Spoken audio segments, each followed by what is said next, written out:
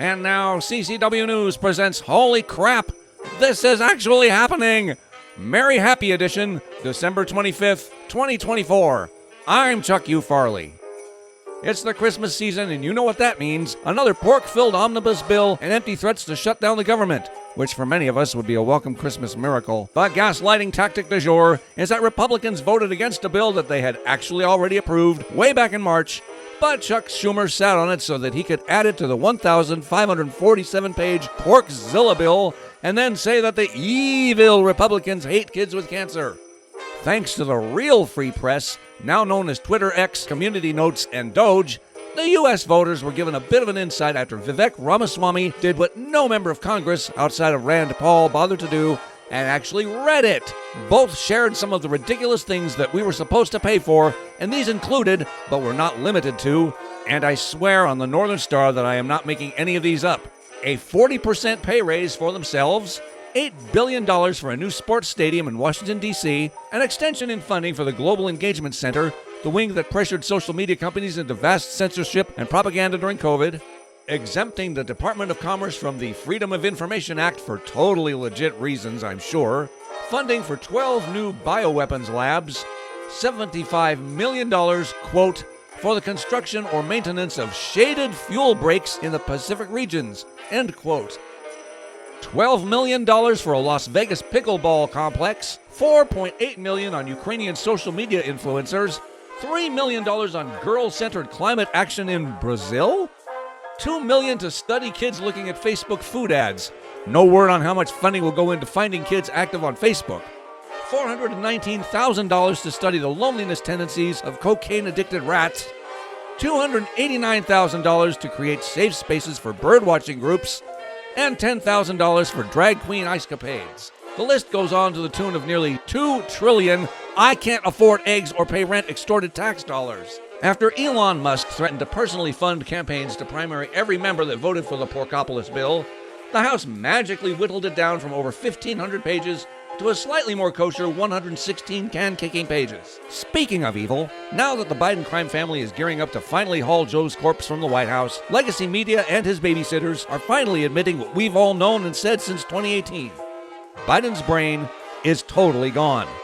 To successfully dupe their tribal voters, they limited the time he was allowed to speak, severely restricted access to him, and allowed him to meet more with his deadbeat son's corrupt, if not treasonous business partners than he did with his own presidential cabinet.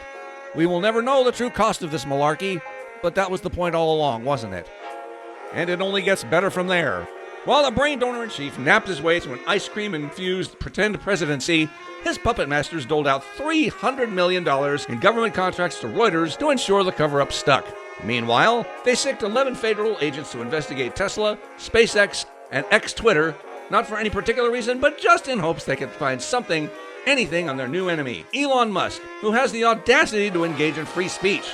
Reuters received millions in federal funding from these agencies and then went on to win a Pulitzer worth $15,000 in prize money for reporting on what they called misconduct at Elon's companies. Now that master insider trader Nancy Pelosi is on Biden's naughty list for staging a coup to oust him, he's suddenly come out hard against allowing Congress to engage in stock market shenanigans.